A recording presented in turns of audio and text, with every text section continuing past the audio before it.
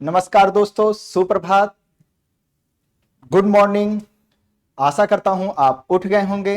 मैं शरद वर्मा विज्ञान धर्म में आपका स्वागत करता हूं, जो कि आईएएस कोचिंग सेंटर का सबसे बड़ी संस्थान होने वाली है विज्ञान धर्म, जिसमें आपको जो भी पढ़ाया जाएगा उसको साइंस से मिला करके, उससे संबंधित करके, उससे कोरिलेट करके पढ़ाया जाएगा, और जिसमें एक कदम हम आगे बढ़ते हुए ज्योग्राफी में वही प्रोसेस को अपनाएंगे। पहला वीडियो आपने सुना ही होगा और समझा भी होगा, जिसमें मैंने आपको पूरे पृथ्वी की क्या संरचना है, उसमें क्या होता है, कैसे ब्रह्मांड अपने आप को व्यवस्थित करता है, भूमि उसमें क्या क्या क्रियाएं होती रहती है, मौसम कैसे चेंज होता रहता है, इसके बारे में मैंने एक खाका आपको दिया था, जिसमें मैंने शुरुआत की थी कि पृथ्वी की आंतरिक संरचना कैसे होती है, जिसमें मैंने शुरुआत किया था आपको कुछ बल से। आपने पढ़ा तो होगा ही ना, और उसको समझा भी होगा। देखिए, मैं जो भी पढ़ाता हूं एक बार आप उसको रिवाइज जरूर कर लीजिएगा, और उसका जो भी पीडीएफ रहेगा आपको इस चैनल के टेलीग्राम के लिंक पर मिल जाएगा। तो प्लीज उसको वहां से अपलोड करके, डाउनलोड करके आप एक बार ध्यान से समझ लीजिए, और जो मैं पढ़ाता हूं उसको नोट कर लीजिएगा। इसके लिए आप कॉपी पेन जो भी हो सके रखे रहिए, क्योंकि देखिए, केवल सुनते रहेंगे तो भूल जाएंगे। ऐसा भी नहीं कि आप प्राचीन सभ्यता चल रही है, ऋग्वैदिक काल चल रहा है, कि बस श्रुतियों वाला काल है कि जो बोला जा रहा था वो सुना जा रहा था। नहीं, ऐसा नहीं है। आपको कुछ ना कुछ लिखते रहना होगा फिर। और जो भी मैं बताता हूं ये मेंस के पॉइंट ऑफ व्यू से भी काफी इंपॉर्टेंट रहता है, और प्री के लिए तो ये इंपॉर्टेंट है ही। फिर कोई भी सिविल सर्विस का एग्जाम हो आप उसमें आराम से क्वालिफाई कर जाएंगे। तो जैसा कि पहले मैंने आपको बताया था कुछ फोर्स के बारे में, जिसमें मैंने आपको बताया था अंतर्जात बल और बहिर्जात बल।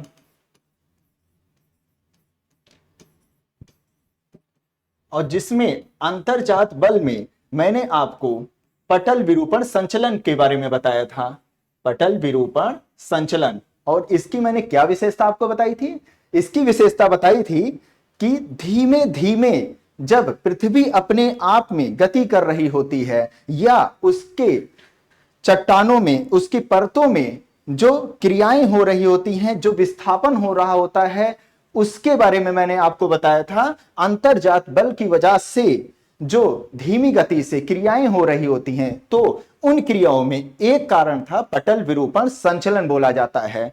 और उस पटल विरूपण संचलन में मैंने आपको बताया था तीन, उसमें जो मूवमेंट होते हैं उनके बारे में मैंने आपको बताया था, जिसमें से एक था विवर्तनिकी संचलन, टेक्टोनिक मूवमेंट। जैसे कि जब भी भूकंप की क्रियाएं होती हैं या ज्वालामुखी की क्रियाएं होती हैं, तो अक्सर न्यूज में टेक्टोनिक मूवमेंट के बारे में हमेशा सुनने में आता है, जिसमें चट्टानों का आपस में टकराव या उनमें तनाव दोनों देखा जाता है। क्योंकि कोई भी क्रिया जो होती है, कोई भी प्रतिक्रिया जो होती है, ये सब आपस में संबंधित होते हैं एक फोर्स के द्वारा। तो वही सारी चीजों का जो समावेश है वो टेक्टोनिक मूवमेंट में देखा जाएगा।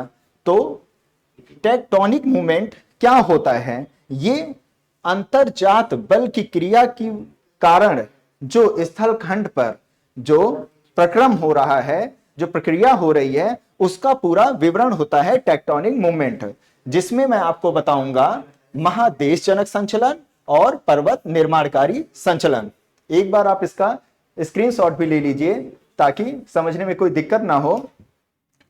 तो क्यों इसको दो पार्ट में बांटा गया, आखिर उनकी क्या विशेषता है कि इनको दो भागों में बांटा गया है? विवर्तनिकी संचलन, देखिए, महादेश जनक संचलन, इसमें उत्थान और निर्गमन दोनों क्रियाएं इसमें आपको देखने को मिलेंगी। ओके, उत्थान और निर्गमन। इसमें क्या होता है? उत्थान अपलिफ्टमेंट और निर्गमन। अब इसको मैं आपको एक डायग्राम बना के दिखा देता हूं ताकि समझने में कोई दिक्कत ना हो। ये है स्थलखंड, ओके, ये है स्थलखंड, और ये है समुद्र की धाराएं यानी जलीय खंड जो पानी से भरा हुआ है। अब इसमें अंतर्जात बल की क्रिया के द्वारा जो इसमें उत्थान या निर्गमन हो रहा, उत्थान जो होता है इसमें हमेशा जो सतह होती है वो ऊपर की ओर, स्थल खंड जो होता है ये ऊपर की ओर जाता है। समझ रहे हैं? इसमें कैसे होता है, जैसे मैं यहां से थोड़ा सा आपको इरेज करके दिखा देता हूं। इसमें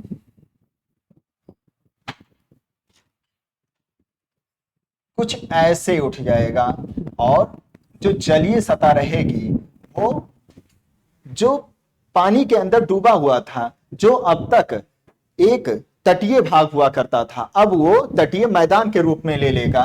तो इसमें जलीय सतह वाला हिस्सा जो है वो ऊपर उठेगा और स्थल खंड वाला सतह भी ऊपर उठेगा। तो ये जो बनेगा ये पठार का रूप धारण कर लेगा और जो जलीय सतह का हिस्सा ये ऊपर जाएगा, ये महासागरीय मैदान का हिस्सा ले लेगा। जैसे बीच उच होगा, आपने देखा होगा, आप गए भी होंगे, टहले भी होंगे, तो वो जो हिस्सा होता है वो भी हमारे ज्योग्राफी और साइंस इनके कॉम्बिनेशन से ही बना हुआ है। कभी कभी लहरें आती हैं, कुछ चीजों को डुबा ले जाती हैं, कुछ चीजों को ऊपर उठा ले जाती हैं। तो जो हिस्सा डूबा हुआ था और वो ऊपर उभर के आ गया है वो एक तटीय मैदान का रूप ले लिया है। और ये किसकी वजह से हो रहा है? ये हो रहा है उत्थान और निर्गमन की वजह से। तो अगर आपसे क्वेश्चन में ये पुटअप किया जाए कि स्थल खंड पे जो उसमें उत्थान की क्रिया हो रही है या जलीय सतह पर जो उत्थान की क्रिया हो रही है वो किस प्रोसेस के जरिए हो रहा है, तो इसका राइट आंसर होगा महादेश जनक संचलन। और इसमें अगर दूसरा पॉइंट रख के आपसे यह क्वेश्चन पूछा जाए क्या यह अंतर्जात बल के अंतर्गत आता है या बहिर्जात बल के अंतर्गत आता है, तो इसका राइट आंसर होगा अंतर्जात बल के अंतर्गत आता है। यानी कि इंटरनल जो फोर्सेस होते हैं पृथ्वी की अपने आप की, उनकी वजह से यह जनरेट हो रहा होता है। और दूसरा पॉइंट होता है अवतलन तथा निमज्जन। जस्ट उत्थान और निर्गमन का अपोजिट क्या होता है? अवतलन, सबसिडेंस और सबमर्जेंस होता है। इसको कैसे समझेंगे? कुछ गेस लगाइए। इसमें जो ये हिस्सा ऊपर उठ गया है ये ऊपर नहीं उठेगा। इसको मैं नए डायग्राम में आपको दिखा देता हूं। अगर आप डायरी लिए हैं, कॉपी लिए हैं, तो प्लीज इसको बनाते चलिएगा। महादेश जनक संचलन के अंतर्गत उत्थान और निर्गमन का जो मैंने डायग्राम बनाया है उसका ले लीजिएगा। अब जैसे इसमें जैसे कि इसमें क्या निर्माण हो रहा था? इसमें निर्माण हो रहा था पठार का, इसको मेंशन कर लीजिएगा। और तटीय सतह पर किसका हो रहा था? मैदान का, तटीय मैदान का हो रहा था, या तट का जो होता है ऊपर वाला हिस्सा बन रहा था। दो चीजों का निर्माण होता है उत्थान और निर्गमन के अंतर्गत, इसे जरूर नोट कर लीजिएगा। अब पठान में कभी पठार जो होता है, इसमें जब भी आपको मेंस में लिखना हुआ पूरा परिभाषा देते हुए जैसा मैंने बताया है, उसके बाद पठार और उसमें कुछ एग्जाम्पल लिख दीजिएगा। जैसे कि दक्कन का पठार आप इस्तेमाल कर दीजिएगा, भारत के परिप्रेक्ष्य में भी उसमें कुछ चीजें लिख दीजिएगा, और वैश्विक दृष्टिकोण से भी जो भी पठार हैं वो मैं जब आपको पूरा मैप का पूरा विवरण दूंगा तब उसमें सारे पठार का जिक्र कर दिया जाएगा। फिलहाल तो एक एग्जाम्पल के रूप में दक्कन के पठार के बारे में जान जाइए। ओके, अब अवतलन और निमज्जन में क्या होता था, इतना नोट कर लिया? ओके, उसमें जैसे कि ये कोई सतह है, कोई स्थलखंड है, और इसमें ये है पानी की एक धारा। ओके, अब निमज्जन में क्या होता है? इसमें यहां से थोड़ा सा मिटाइए और नीचे कर दीजिए उसको, और यहां का जो हिस्सा ऊपर उठा हुआ है उसको भी थोड़ा सा नीचे। अब जो यहां पर तटीय मैदान बन रहा था अब वो मग्न तट के रूप में बन गया है, मग्न तट, और ये बन गया है बेसिन के रूप में। तो अवतलन और निमज्जन की क्रिया में दो चीजों का निर्माण होता है। कौन कौन से? बेसिन का और मग्न तट का निर्माण होता है। बेसिन में जैसे कि जलाशय का निर्माण हो गया, झीलों का निर्माण हो गया, इन सब का निर्माण बेसिन के जरिए होता है, जो कि आता है अवतलन की क्रिया के अंतर्गत, यानी कि सबसिडेंस के अंतर्गत। और जो होता है सबमर्जेंस, ये मग्न तट का एक एग्जाम्पल इसमें लिख दीजिएगा, जिसमें जो सतह कभी पानी से अछूती थी अब उस पर पानी पूरा भर गया है, वो पूरा डूब गया है और एक मग्न तट का रूप ले लिया है। तो ये होता था निमज्जन की क्रिया, सबमर्जेंस की क्रिया। ओके, समझ गए। अब दूसरा क्या है, पर्वत निर्माणकारी संचलन। ओके, इसमें क्या होता था, ये सब जो आपको मैं पढ़ा रहा हूं ये विवर्तन की संचलन के अंतर्गत ही चल रहा है, और वो पार्ट होता था पटल विरूपण संचलन के अंतर्गत। इसमें पर्वत निर्माणकारी संचलन में, इसमें आपको मैं संपीडन और तनाव मूलक बल, एंटीक्लाइन, सिंक्लाइन वो कैसे बनता है, इसका पूरा मैं जानकारी आपको दूंगा। चलिए चलते हैं। क्या होता है पर्वत निर्माणकारी संचलन, नाम से ही पता चल रहा है पर्वतों का निर्माण। ओके, ये कुछ प्यारा सा पर्वत हो गया है जहां पर आप टहलने घूमने जाते हैं, माइंड को फ्रेश करने जाते हैं। ओके, तो आखिर उसका निर्माण कैसे हुआ है, कभी सोचिए, कभी ऐसे बैठे रहिए, सोचिए कि आखिर कैसे इसका निर्माण हो गया, क्या क्रियाएं हुई होंगी, आखिर पृथ्वी क्यों अपने आप को ऐसे ऐसे शेप में ढाल रहा है। तो कुछ ना कुछ तो उसका रीजन होगा। हर चीज तो ऐसे तो है नहीं कि बस कि बोल दिया कि हाँ पर्वत है तो पर्वत है, कैसे भी बन गया पता नहीं है। नहीं, इसकी भी पूरी जानकारी आपको होनी चाहिए।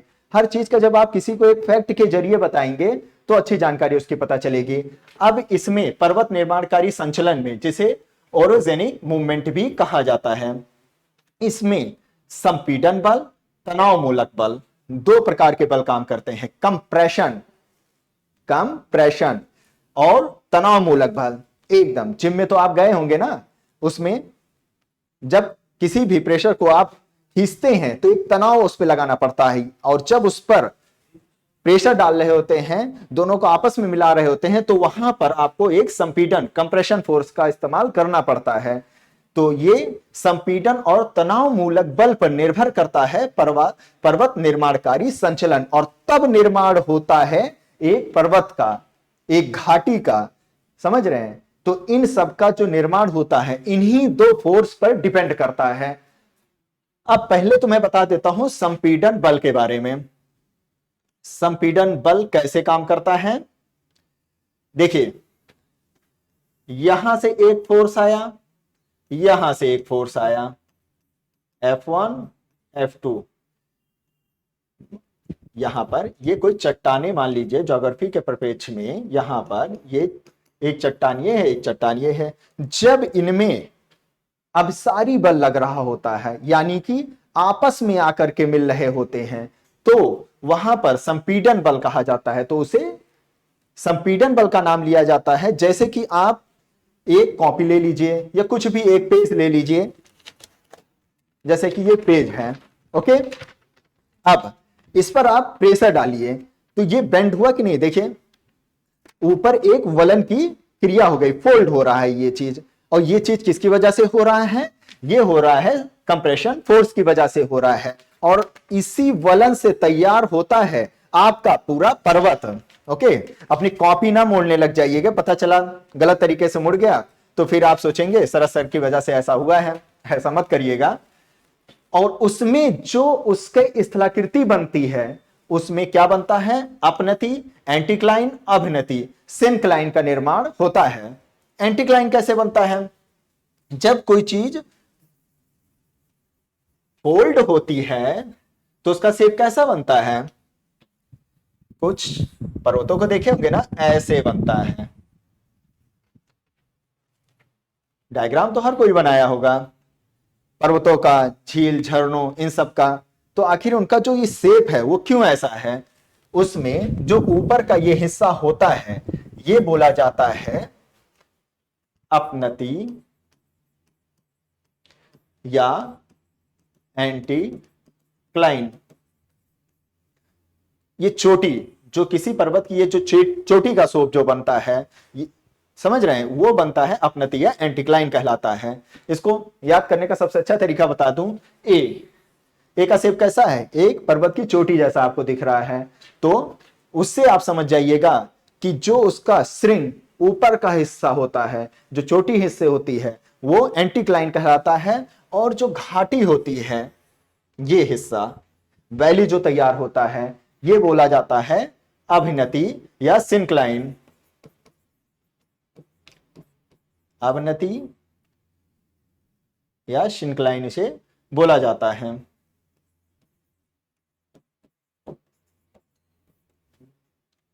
तो ये शेप तैयार होता है संपीड़न बल की वजह से। इसमें यहां से फोर्स लगता है, यहां से फोर्स लगता है।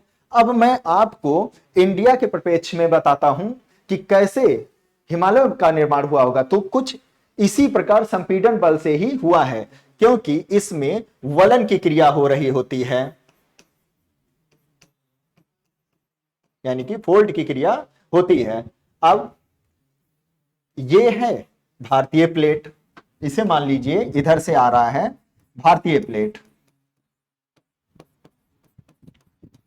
ओके, और इधर से आ रहा है यूरेशियन।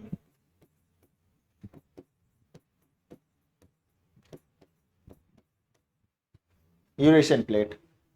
अब इनके बीच हजारों सालों से ये क्रिया होती चली आई है। धीरे धीरे एक धीमी गति से जो है हमारे पृथ्वी के सतह में जो है संचलन होता जा रहा है, और उनके बीच एक रूपांतरण से क्या तैयार होता है, वलन तैयार होता है। जैसे कि मैं आपको इसके बारे में डिटेल में बताऊंगा कि टेथिस सागर पहले था, फिर वो कहां गायब हो गया, फिर उसकी जगह पर पर्वतों का कैसे निर्माण हुआ। इसका जो पूरी विधि होती है वो संपीड़न बल पर ही निर्भर करती है। तो जिस प्रकार भारतीय प्लेट और यूरेशियन प्लेट आकर एक जगह टकराए और उसमें बेचारा पिस गया कौन सा, आपका टेथिस सागर।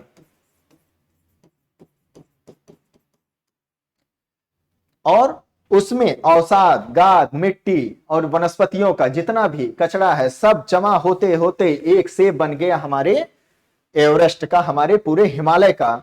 और वो हिमालय बढ़ता चला गया कई खंड में, बृहद हिमालय, मध्य हिमालय, शिवालिक हिमालय, जिसमें लेटेस्ट हमारा कौन सा होता है, शिवालिक हिमालय होता है। और ये क्रिया अभी भी प्रेजेंट टाइम पे लगातार होती जा रही है। इसका नतीजा ये है कि एवरेस्ट चोटी की ऊंचाई कितनी है, 8,848 मीटर। मुझे मालूम था आप यही बोलेंगे 8,848, लेकिन एक्चुअल डाटा अब ये नहीं रह गया है। एवरेस्ट चोटी की ऊंचाई अब हो गई है 8,848.86 मीटर जो है, और बढ़ गया है एवरेस्ट। और ये क्रिया आज की नहीं है, अभी की नहीं है कि ऑन द स्पॉट बस होती जा रही है और बढ़ गई है। ये क्रिया जो हो रही है धीरे धीरे हो रही है, और ये 0.86 ये कई सालों के पृथ्वी के अथक प्रयास से हुआ है कि ये एवरेस्ट और ऊंचा हो गया है। तो इसे जरूर याद रखिएगा, एग्जाम में ये पूछा जाता है और पूछा गया भी है ये क्वेश्चन। तो ये था अपनति अवनति की सारी क्रियाएं। अब मैं बताऊंगा आपको तनाव मूलक बल के बारे में। ये क्या होता है, तनाव से आप तनाव में मत चले जाइएगा। ये जस्ट एक पृथ्वी का अपना खुद का तनाव है। जब उसको परेशान हो जाता है तो वो टेंशन में आ जाता है, और टेंशन में टेंशन फोर्स लगा देता है। कुछ ऐसा ही होता है तनाव मूलक बल। और जब ये तनाव मूलक बल कैसे काम करता है, जैसे कि ये चट्टान हो गई, ओके, यहां से एक व्यक्ति उसको मान लीजिए खींच रहा है, वहां से दूसरा व्यक्ति खींच रहा है, बेचारा बीच में जो भी चीज रहेगा उसका तो कल्याण होना ही तय है, मतलब कि वो पूरा फटकर आधा हो जाएगा। समझ रहे हैं। तो तनाव मूलक बल में कैसा फोर्स लगता है, ऐसे एकदम खींचे जा रहे हैं, ये है पेज, और इसमें तनाव मूलक बल लगाया, और ये हो गया दो खंडों में डिवाइड हो गया। और इसके दो खंड में बंटने से बीच में ये पूरा हिस्सा जो आप देख रहे हैं एक गैप बनकर तैयार हो गया है, और ये गैप क्या कहलाता है, भ्रंश, वैली, रिफ्ट, ये सब कहलाता है। तो यही क्रिया जो होती है तनाव मूलक बल का ही एक परिणाम होती है, जिसमें सबसे पहले क्या होता है, जब भी तनाव मूलक बल टेंशन फोर्स लगता है तो चट्टान जो होता है, हर किसी की अपनी एक प्रत्यास्थ सीमा होती है। प्रत्यासीमा क्या, किसी बल को सह सकने की अंतिम एक लिमिट जो होती है। जैसे कि आप एक रबड़ ले लीजिए और उसको खींचिए, उस पर पूरा अपना जोर आजमाइश कर दीजिए, लास्ट में क्या होगा, वो रबड़ पतला पतला पतला और लास्ट में क्या हो जाएगा, पूरी तरीके से पतला हो जाएगा और दोनों हाथ में आपके आ जाएगा अलग अलग। तो वैसे ही कुछ क्रिया होती है चट्टानों में। पहले होता है फ्रैक्चर, ऐसे दरारें पड़ी अच्छी खासी, ओके। दरार पड़ने के बाद उसमें ये सारी क्रियाएं जो होती हैं सीक्वेंस में होती हैं, इसे जरूर याद रखिएगा। पहले किसी भी चट्टान में तनाव मूलक बल की वजह से पहले फ्रैक्चर होगा, फिर उसमें होती हैं दरारें पड़ जाती हैं अच्छे से एकदम। जैसे कि ये कोई चट्टान हो गई और आपने देखा होगा ऐसे दरारें पड़ जाती हैं और इन दरारों में हल्का हल्का गैप भी आ जाता है। ये देखिए ऐसे कुछ दरारें पड़ जाती हैं और इन क्रैक्स के बाद फिर उसमें जब और प्रेशर लगाया जाता है, अभी भी पृथ्वी नहीं मानी और उस पर फोर्स लगा रही है कि नहीं मैं तो इसको फाड़ के ही रखूंगा, तो इसमें हो जाता है डिवाइडेशन। वो कैसे, ये फटा पूरी तरीके से और ये एक खट वैली टाइप का, भ्रंश टाइप का निर्माण हो जाता है जिसे फॉल्टिंग कहा जाता है या भ्रंशन की क्रिया कही जाती है। तो तनाव मूलक बल के अंतर्गत पहले किसी भी चट्टान में चटकन पड़ती है, दरारें पड़ती हैं, क्रैक्स होते हैं, फिर एट लास्ट उसमें भ्रंशन हो जाता है। तो ये क्रिया जो होती है भ्रंशन के बारे में, अभी ये कितने प्रकार के होते हैं, इसके क्या क्या एग्जाम्पल होते हैं, इसका पूरा मैं आपको जानकारी दूंगा। अगर और इंटरेस्टिंग इसको जानना है तो आप अपना कपड़ा लीजिए और बीच से ऐसे पकड़ के खींच दीजिए, आपके जितने भी बटन हो जाएंगे आपके हाथ में आ जाएंगे और कपड़ा जो हो जाएगा वो अलग अलग हो जाएगा। तो वो क्रिया क्या होती है, वो वही होती है तनाव मूलक बल, जो कि कर रहा है ये पृथ्वी, इस पूरे, या यूं कहें कि ये कोई ब्रह्मांड ही है, कोई ताकत ही है जो ये पृथ्वी को चला रहा है और वही ये तनाव मूलक बल की वजह से इसमें क्रिया हो रही है, जो कि एक साइंस का पार्ट फिर बन जाती है। अब क्या होता है ये सारी क्रियाएं भ्रंशन की, ये देखिए। पहले तो मैं आपको बताऊंगा वलन की क्रिया, जिसका मैंने जिक्र आपको संपीड़न बल में कर दिया था कि कैसे उसमें अपनति अवनति ये सब बन रही थी। तो उसका क्या क्या पार्ट होता था उसके बारे में मैं आपको बताऊंगा। टाइप ऑफ फोल्ड्स, इसमें होता है सम्मति वलन, symmetrical fold, asymmetrical fold, monoclinical fold, isoclinical fold और रिकम्बेंट फोल्ड, ओवरटर्न फोल्ड और नैप्स, यानी कि सम्मत, असम्मित, एक दिग्नत, समनत, परवलित, प्रतिबलित और ग्रीवाखंड। ये सब बहुत ही आसान होते हैं, इसको रटने की तो बिल्कुल जरूरत नहीं है। कैसे, इसमें जो समनत वलन होता है उसका डायग्राम कैसे बनता है मैं आपको डायग्राम के जरिए ही बताऊंगा ताकि आप उसे रटने से अच्छा समझ सके। समनत वलन, ये जैसा कि आप ये वाला डायग्राम देख रहे हैं, ये इसमें समलत वलन किसे कहते हैं, जब वलन की प्रक्रिया के द्वारा किसी पर्वत के लंबाई और ढाल, उसकी लंबाई और ढाल, इसमें एक समानता देखी जाती है तो उसे कहा जाता है सिमेट्रिकल फोल्ड।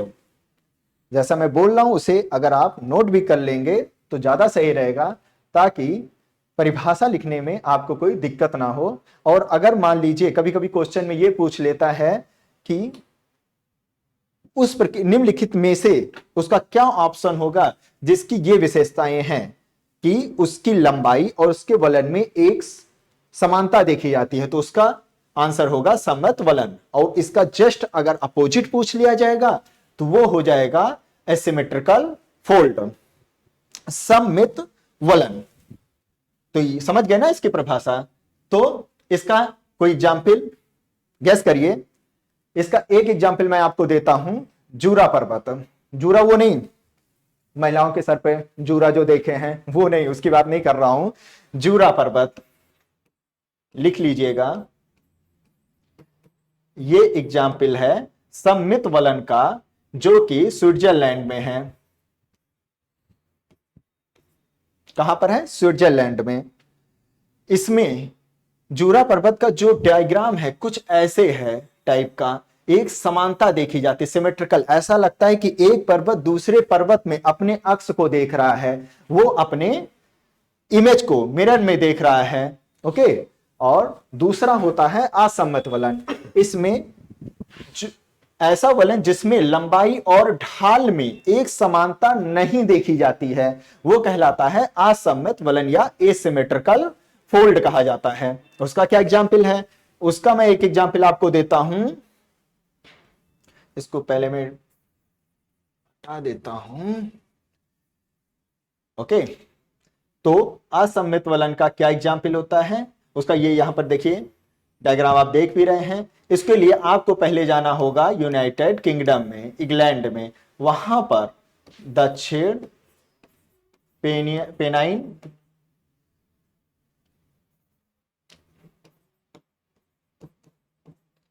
पेनाइन पर्वत आप देखेंगे, उसका जो डायग्राम है वो कैसा, मैं आपको उसका एक इमेज दिखा देता हूं। ये देखिए, ये जो देख रहे हैं भव्य नजारा, कि मन कर रहा है कि वहीं पर ही जाकर के यह छोटी सी एक झोपड़ी डाल लें और यहीं पर ही गुजर बसर शुरू कर दें। कितना माइंड को सुकून दे रहा है ये जगह। तो यही है दक्षिण पेनाइन पर्वत, जो कि कहां पर है? इंग्लैंड में है। तो ये किसका एग्जाम्पल है?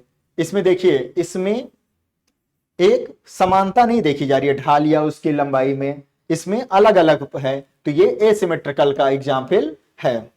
नेक्स्ट, एक दिग्नित मोनोक्लाइनिकल फोल्ड। ये क्या होता है? इसमें जब एक वलन की क्रिया के द्वारा जब एक चट्टान दूसरे चट्टान के ऊपर 90 डिग्री का एंगल बनाते हुए उस पर विस्थापित हो जाती है, तो उसे कहा जाता है एक दिग्नित या मोनोक्लिनल फोल्ड कहा जाता है। उसका भी डायग्राम मैं बना देता हूं आपको।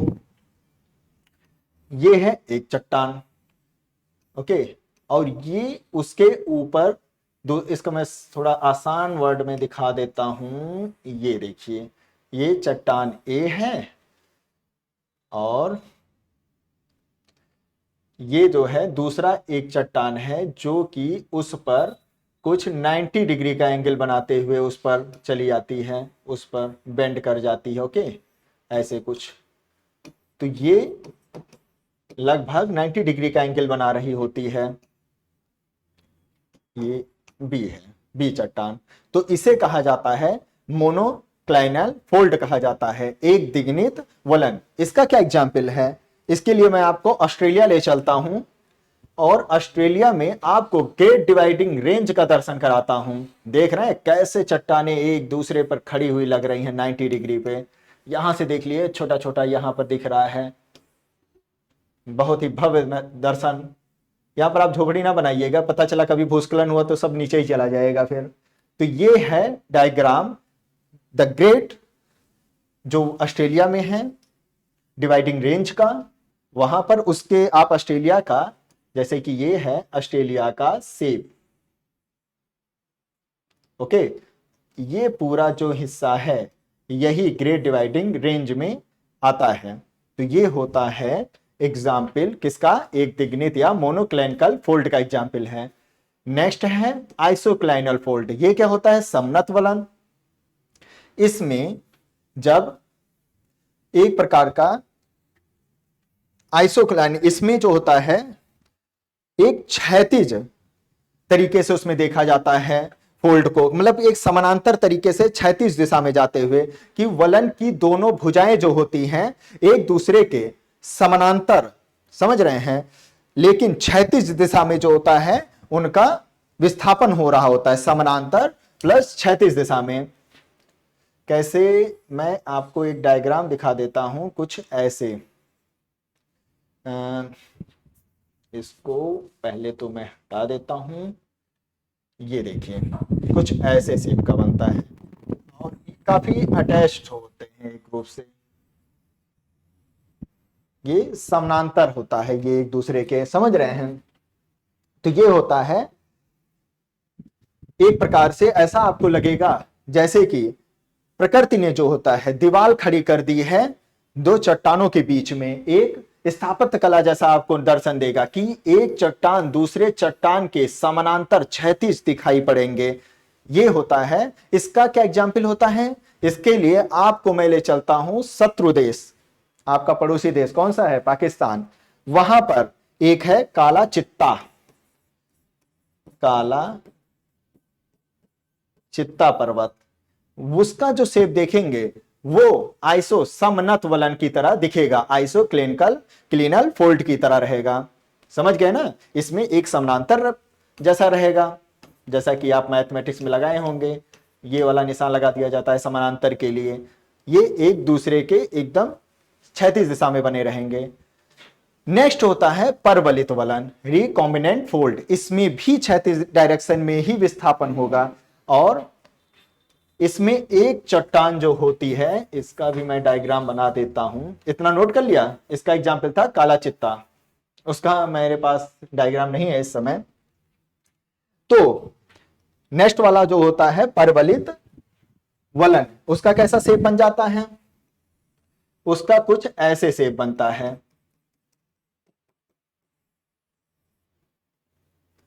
मतलब कि क्षैतिज दिशा में जाते हुए विस्थापन होगा संपीड़न बल की वजह से।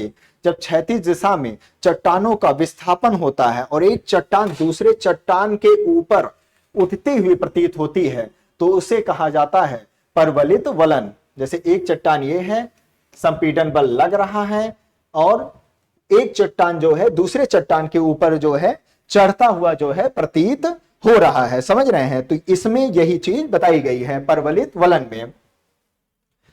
इसका एग्जाम्पल मैं आपको बता देता हूं, मल्लुक हेवन। क्या नाम है? मल्लुक हेवन।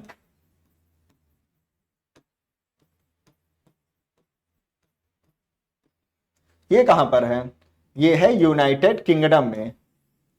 मल्लुक हेवन हो गया, और एक और है वहां पर एक जगह, उसका नाम है कौरिक ऐसे कुछ नाम है, कौरिक कैसल पर्वत है उसका नाम, वो भी याद रखिएगा, कौरिक कैसल। ये कुछ इंपॉर्टेंट नाम होते हैं जिन्हें आप जरूर याद रखिएगा। जैसे कि कभी कभी क्वेश्चन में ये पूछ लेगा आपसे कि मल्लिक हेवन पर्वत कहाँ है, या कौरिक कैसल पर्वत कहाँ है, या काली चित्ता पर्वत कहाँ है, या जूरा पर्वत कहाँ है। तो मिलान कराने के लिए भी कभी कभी आ जाता है। कोई भी सिविल एग्जाम हो, सर्विसेज का या कुछ भी एग्जाम हो, क्वेश्चन ऐसे ही पुटअप कर लिए जाते हैं। दिखता तो आसान है लेकिन वो एक्चुअल में जब एग्जाम हॉल में आप रहेंगे और अचानक में दिमाग में आ गया मल्लिक हेवन, ओह नाम से तो लगा, पता चला कुछ और ही ठोक के आ गए, तो वो आपके लिए या आपके नंबर के लिए भारी पड़ सकता है। तो कौरिक कैसल और मल्लिक हेवन ये दोनों ही हैं यूनाइटेड किंगडम में, ब्रिटेन में है, जो कि एग्जाम्पल थे किसके? परवलित वलन के एग्जाम्पल थे। नेक्स्ट है प्रतिवलन, ओवरटर्न फोल्ड। इसमें क्या होता है? इसमें एक चट्टान दूसरे चट्टान के ऊपर संपीड़न बल की वजह से क्षैतिज विस्थापन भी होगा और साथ ही साथ उसमें कुछ तोड़ भी हो जाएगा, उसमें कुछ दरारें भी पड़ जाएंगी। मतलब एक चट्टान दूसरे चट्टान के ऊपर जो है चढ़ता हुआ दिखाई पड़ेगा। देखिए कैसे एक चट्टान दूसरे चट्टान से लड़ भी रहा है। यह चीज हमारी प्रकृति हमको बता रही होती है कि एक चट्टान दूसरे चट्टान के ऊपर किसी भी प्रकार बस अपना आधिपत्य जमाना चाह रहा है, वो भी हमारे प्रकृति हमको नॉलेज दे रहा है। तो इसका मैं डायग्राम मैं आपको दिखा देता हूं बना के। इसका जो डायग्राम होता है कुछ ऐसे ही रहेगा परवलित वलन की तरह, लेकिन इसमें प्रतिवलन में जैसे आएंगे आप उसमें थोड़ा सा कटान देखना शुरू कर देंगे कि मतलब एक चट्टान दूसरे चट्टान पर जब चढ़ेगी तो उसमें दरारें और कटान बनना शुरू हो जाएंगे, कटाव आना शुरू हो जाएंगे। ये देखिए, तो ये होता है प्रतिवलन का एग्जाम्पल, जिसमें आपको एक एग्जाम्पल मैं आपको देता हूं। भारत में एक चोटी है पीर पंजाल पर्वत श्रेणी, पीर पंजाल। ये कहां पर है? ये आपको पड़ जाएगा जम्मू कश्मीर में। और जम्मू कश्मीर में कितनी चोटियां, उसमें कभी कभी आपसे ये ऐसा पूछ लेता है कि जैसे कि मैं बनाता हूं जम्मू कश्मीर का डायग्राम, थोड़ा बड़ा बना देता हूं।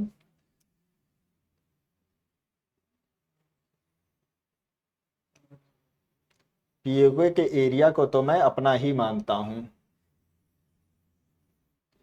और ऑक्साई चीन को भी मैं अपना ही मानता हूं, इसलिए डायग्राम में तो मैं उसको बनाऊंगा ही, और वो है भी मेरा अपना।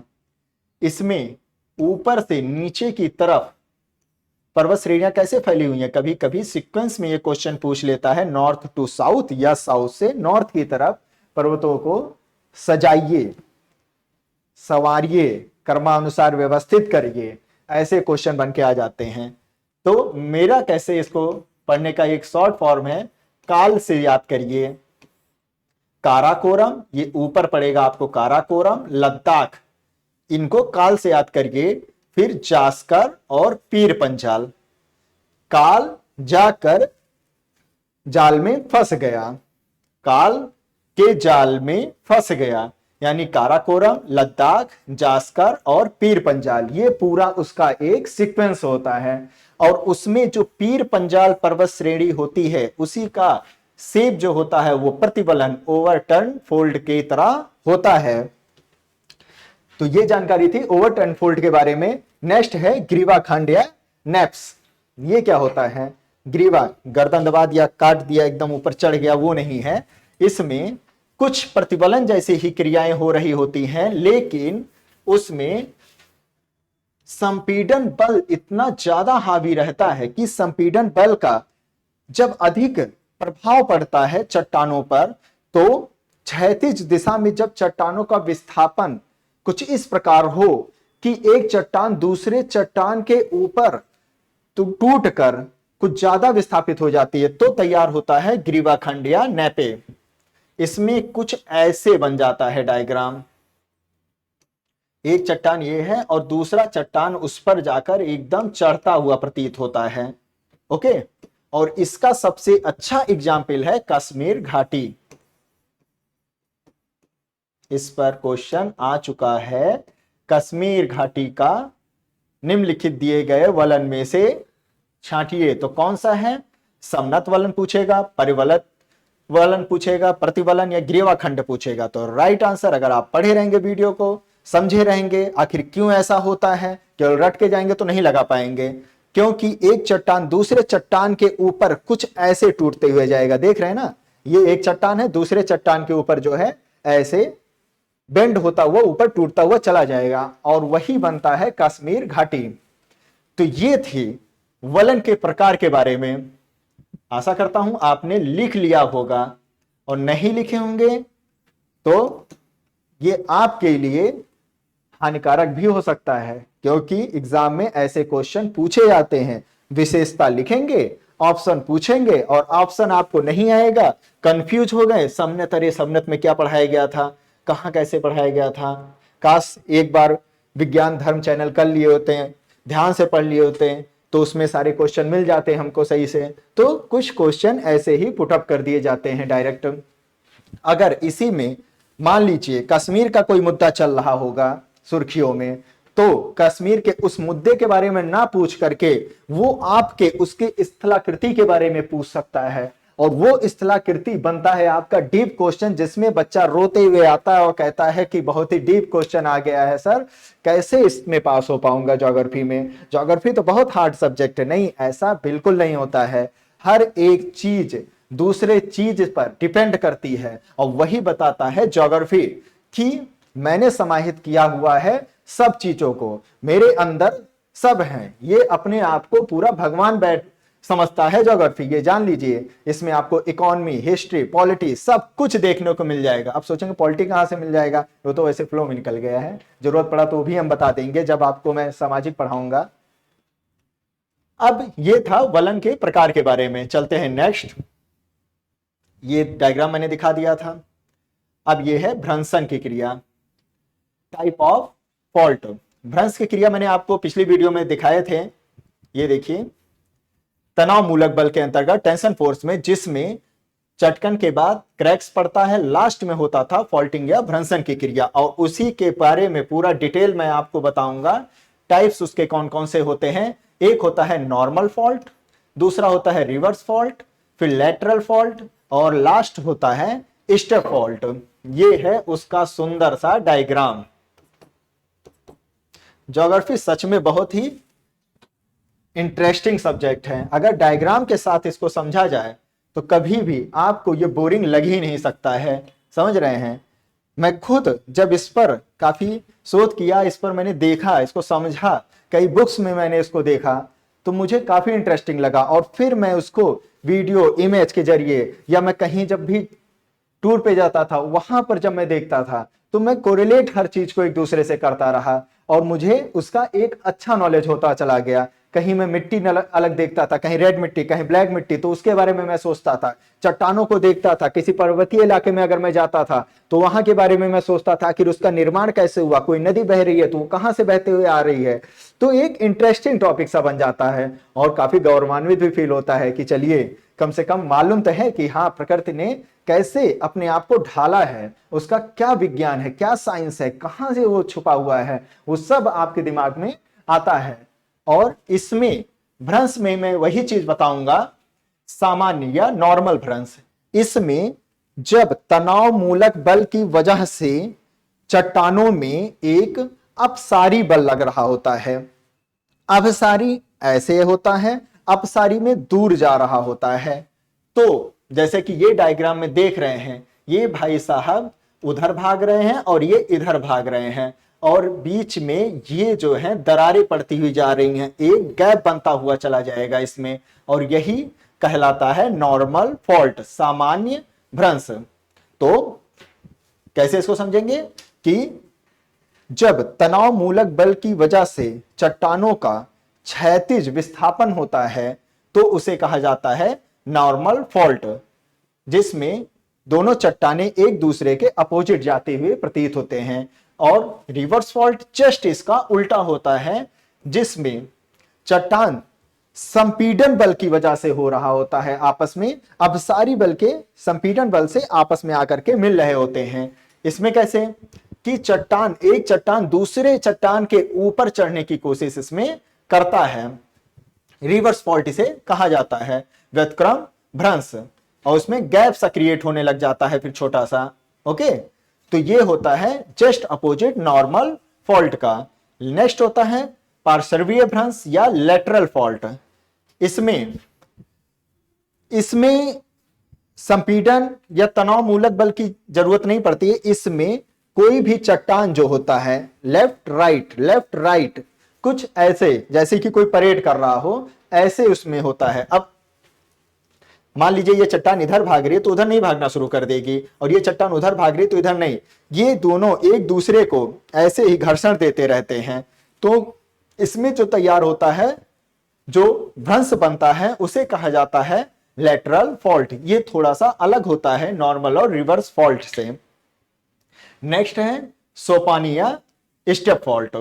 इसमें क्या होता है, स्टेप फॉल्ट जैसा कि नाम से देख रहे हैं, एक स्टेप यहां, दूसरा स्टेप यहां, तीसरा स्टेप यहां, चौथा स्टेप यहां, ये वाला डायग्राम है स्टेप फॉल्ट का। इसमें क्या होता है कि जैसे कि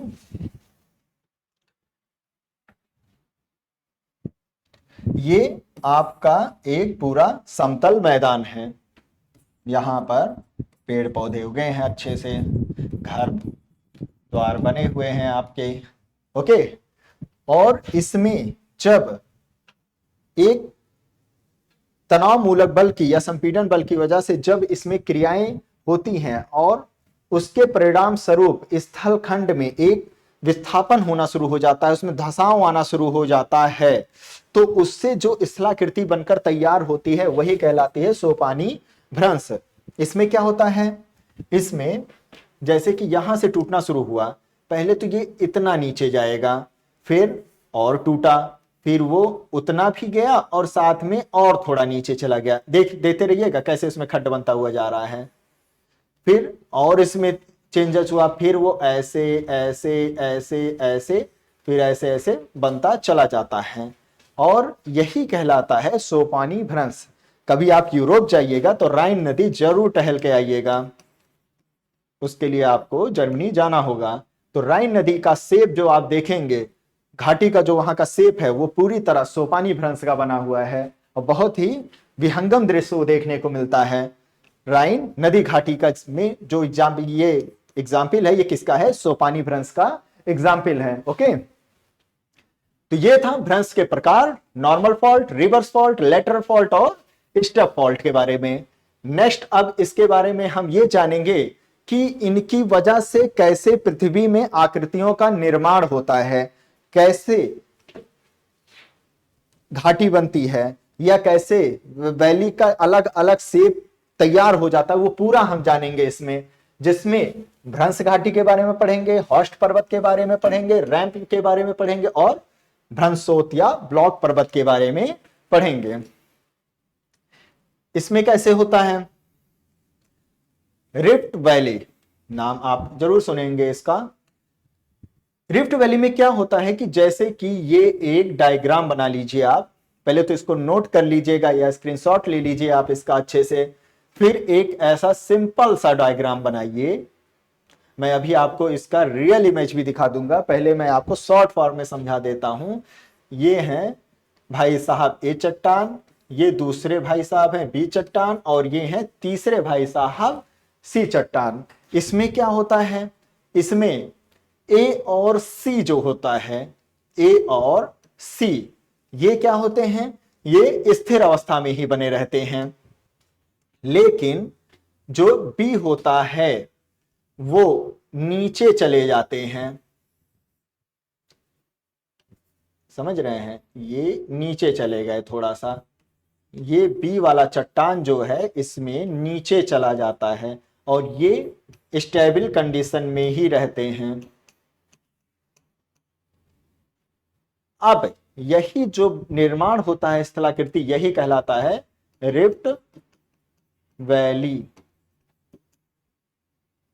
तो तनाव मूलक बल की वजह से या संपीड़न बल की वजह से जब भी किसी भी प्रकार के भ्रंश तल का निर्माण होता है, तो जब भ्रंश तल में वजह से जो स्थल का विस्थापन होता है ऊपर या नीचे, तो उसे कहा जाता है या तो भ्रंश घाटी या तो ब्लॉक पर्वत का उसमें निर्माण हो रहा होता है।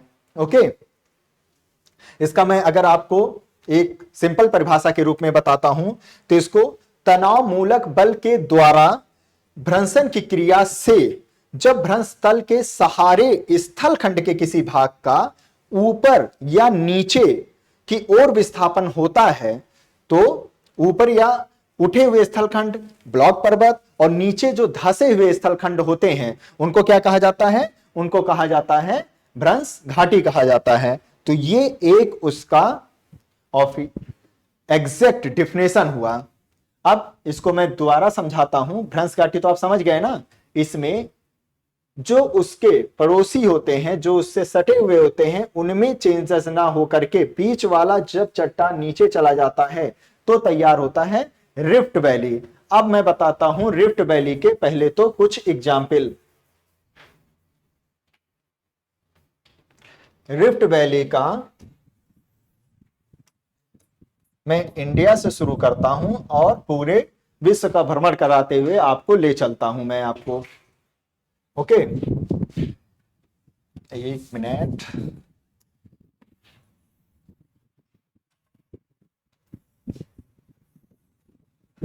ये मैंने बना दिया आपको डायग्राम।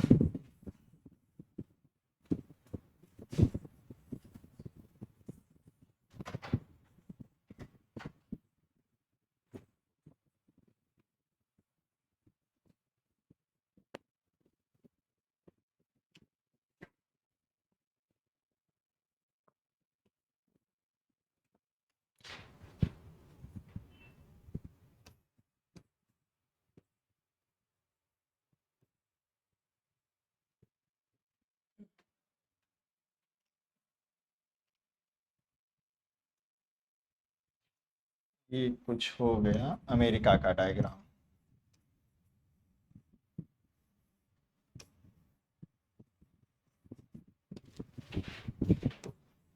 ये है मेडागास्कर। अब इसमें क्या होता है, इसमें मैं आपको एक सीक्वेंस में लेकर चलता हूं। पहले तो इंडिया में ले चल रहा हूं।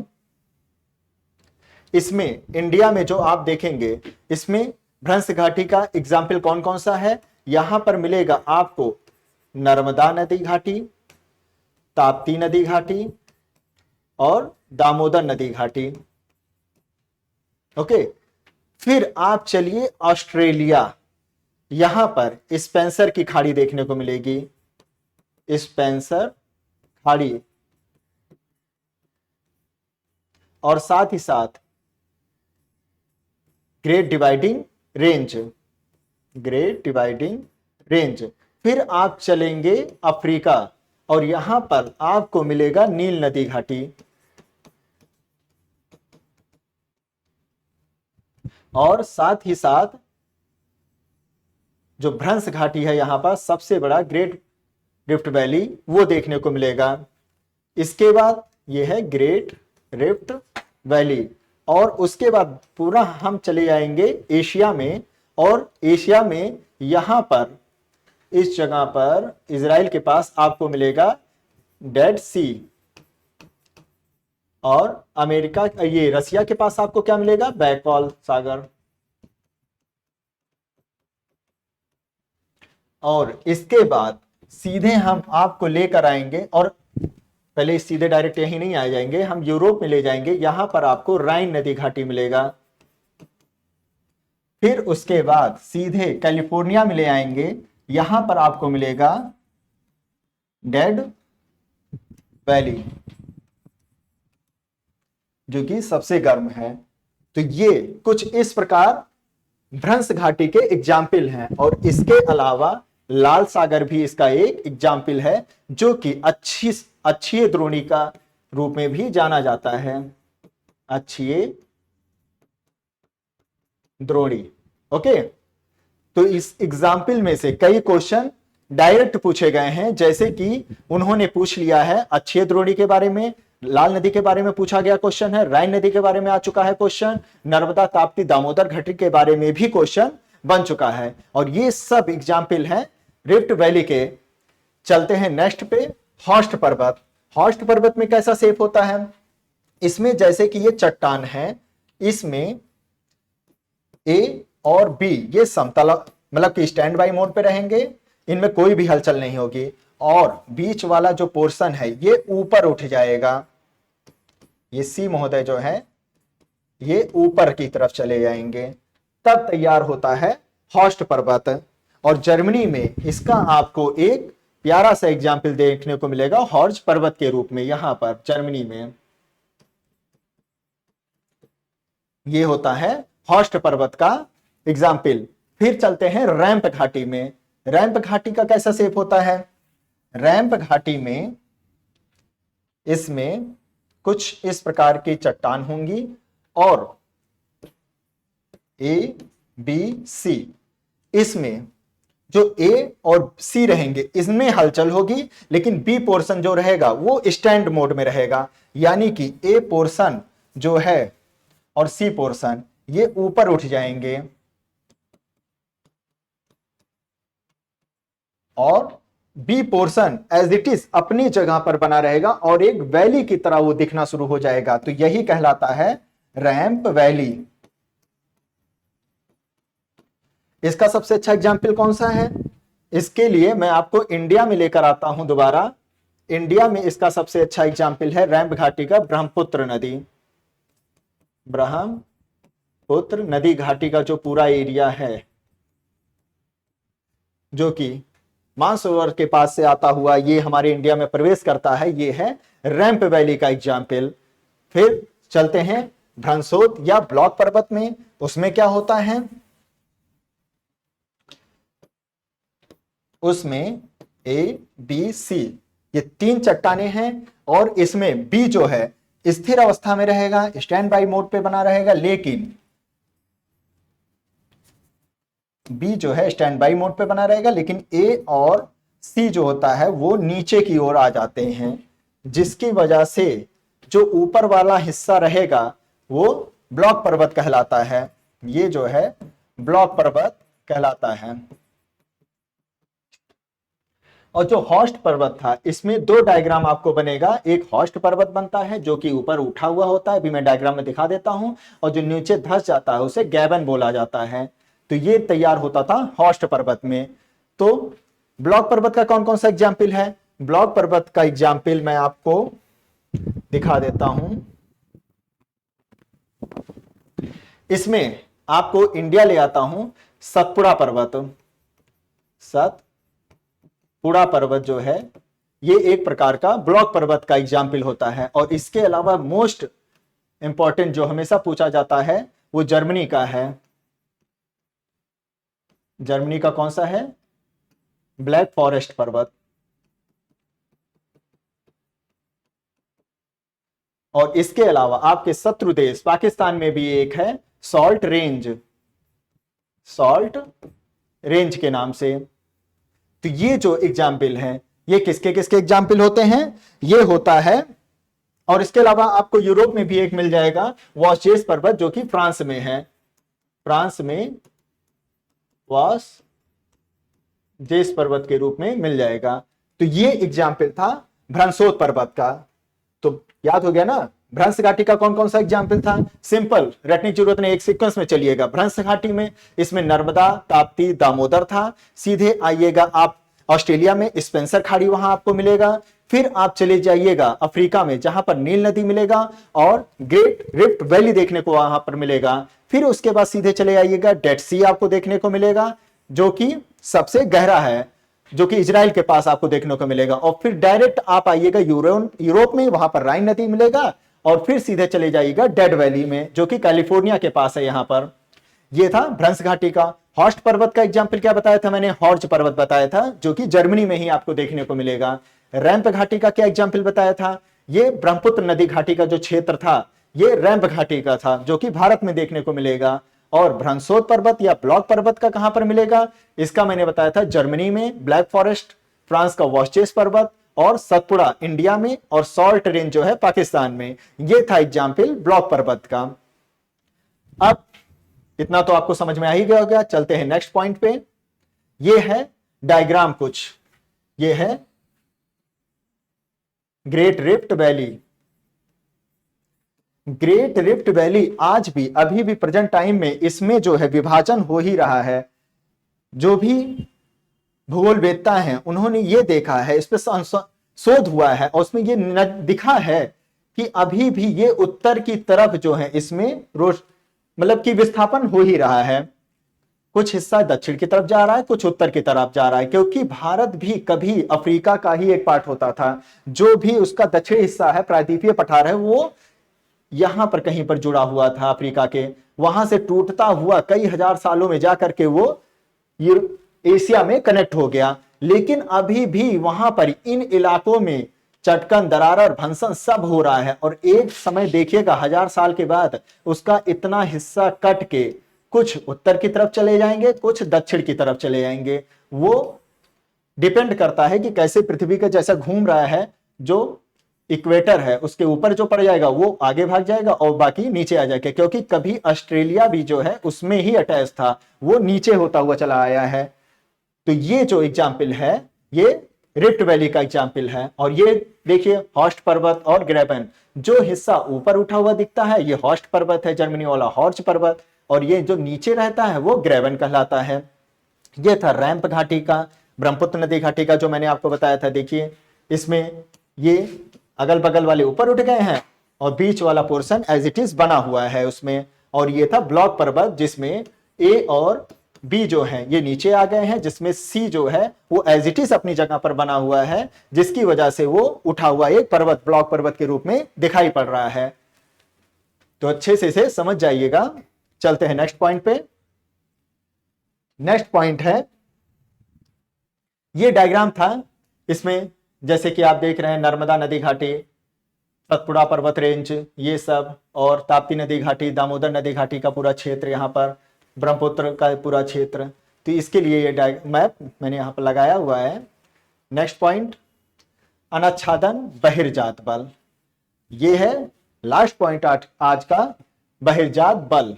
अब तक जो भी हमने फोर्स बताया था वो क्या था? वो था अंतर्जात बल के बारे में।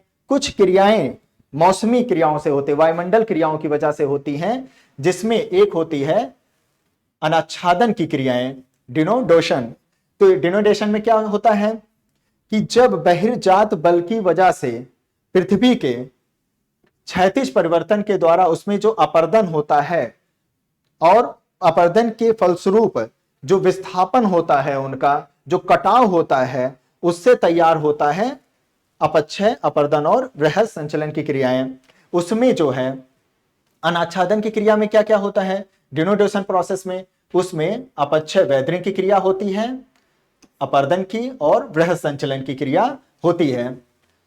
वेदरिंग, इसमें क्या होता है, जैसा कि आप नाम में ही जा रहे हैं, इसमें मौसमी परिघटनाएं देखने को मिलेंगी, जो मौसम में चेंजेस हो रहे होते हैं। अब वो चाहे भौतिक कारकों से हो, रासायनिक कारकों से हो या जैविक कारकों से हो। ओके, अब भौतिक कारकों में क्या क्या आ जाते हैं, भौतिक कारकों में हो गया जैसे कि सूर्यातप हो गया,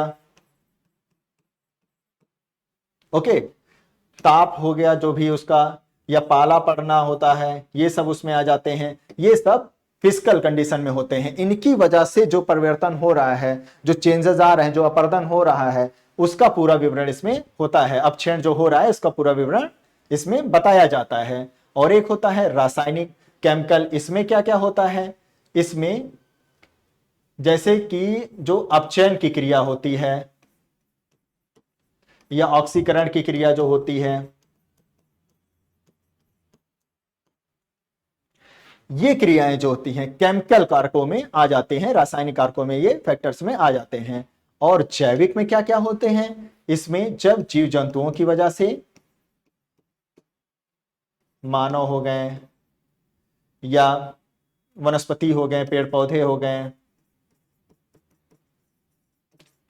जब इनकी वजह से, बहिर्जात बल की वजह से जब इनमें जो है मिट्टी में अपर्दन आना शुरू हो जाता है, जब असंगठित चट्टानों में दरारें पड़ना शुरू हो जाती हैं, वो टूटने लग जाती हैं, तब तैयार होता है उसका पूरा जो ये प्रोसेस होता है, वही कहलाता है अनाच्छादन की प्रक्रिया। और इस अनाच्छादन की प्रक्रिया में पहले तो कौन कौन सी चीजें इसमें तैयार होती हैं, इसमें जैसे कि तैयार होती हैं गोलास्म, बजरी, जिसे बल्डर या ग्रेवल कहा जाता है,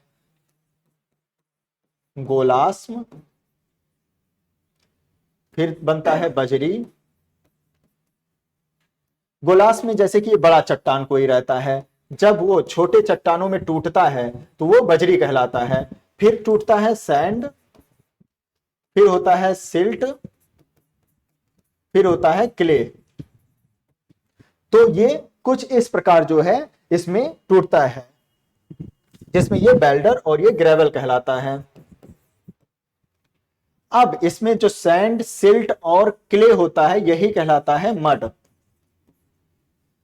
और क्ले, जिसे चीका भी कहा जाता है, इसका 0.0002 जो होता है, 0.002 इसकी मीटर की जो इसका जो शेप होता है, इतना ही होता है। कभी कभी इस पर भी क्वेश्चन पूछ लेता है। इस पर कैसे क्वेश्चन पूछा गया है, इस पर भौतिक, रासायनिक, जैविक का एग्जाम्पल लेते हुए जैसे कि पूछा गया है कि जीव जंतु, मानव, पेड़ पौधों या ऑक्सीकरण या सूर्यातप का प्रभाव निम्नलिखित में से किस अनाच्छादन प्रक्रिया में देखने को मिलता है। वो ऑप्शन रहेगा अपक्षय में, अपक्षय में मिलेगा, या अपर्दन, इरोजन में मिलेगा, या बृहद संचलन में मिलेगा, या कोई नहीं, या तीनों में। ऐसे कुछ ऑप्शन रखा रहेगा और उसका राइट आंसर होगा अपक्षय, यानी कि वेदरिंग। ओके, अगर इसको मैं परिभाषा के हिसाब से आपको बता देता हूं, जिसको आप लिख भी सकते हैं। अनाच्छादन एक बहिर्जनित भू संचलन से संबंधित एक संयुक्त प्रक्रम है, जिसमें अंतर्गत सर्वप्रथम मौसम में जो भी परिवर्तन के कारण अपक्षयन के द्वारा चट्टानी संरचना का जो विघटन और वियोजन हो रहा है, उसका प्रक्रिया को, उस पूरी प्रक्रिया से जो चट्टान के असंगठित हो करके अवसादों में जब वो परिवर्तित हो रहा होता है, तो उससे अंततः मिट्टी का निर्माण होता है। और यही जब मृदा, इन सब का जो निर्माण होता है, इसके बाद जब यही असंगठित अवसादों का अपर्दन के द्वारा स्थानांतरण होता है भौतिक और रासायनिक क्रियाओं के द्वारा, तो उसे कहा जाता है अपर्दन। ये हुआ इसका एक एग्जैक्ट परिभाषा। बाकी तो आप समझ में गए ही होंगे इसको। तो वेदरिंग ये था वेदरिंग का पूरा एग्जाम्पल जिसमें सूर्य तप, ताप, पाला, अपचयन, ऑक्सीकरण, मानव जीव जंतु, पेड़ पौधे।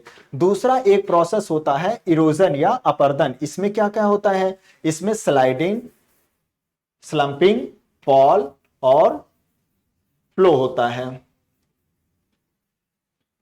इसमें कैसे?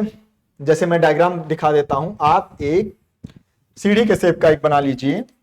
इसमें स्लाइडिंग, जैसे कि कोई चट्टान जस्ट एक स्लिप हो रही है, उसमें स्खलन हो रहा है, स्लाइड करता हुआ जा रहा है, तो इसकी वजह से जब असंगठित चट्टानों पर जो दरारें पड़ रही होती हैं, जो उनका विघटन होता है तो उसे कहलाते हैं स्लाइडिंग अपर्दन कहलाता है। इसके अलावा दूसरा डायग्राम क्या होता है? जब चट्टान लुढ़कता पुढ़कता हुआ जाता है, ऐसे ऐसे, ओके, यहां से घूमता फिर घूमते घूमते ये जब जाते हैं घूमते घूमते, तो इनकी वजह से जो अपर्दन होता हुआ आगे की ओर विस्थापन हो रहा होता है, तो वो कहलाता है स्लंपिंग अपर्दन, इरोजन कहलाता है। और फॉल में तो डायरेक्ट गिरने जैसा इसमें हाल रहता है, समझ रहे हैं, ये होता है फॉल। और जो लास्ट होता है बहकर आना, इसमें जस्ट एक फ्लो के आकार में आपको देखने को मिलेगा। तो ये था इरोजन के बारे में। इसमें क्या क्या चीजें इसमें जिम्मेदार होती हैं? इसमें होता है वायु, और क्या हो सकता है? भूमिगत जल,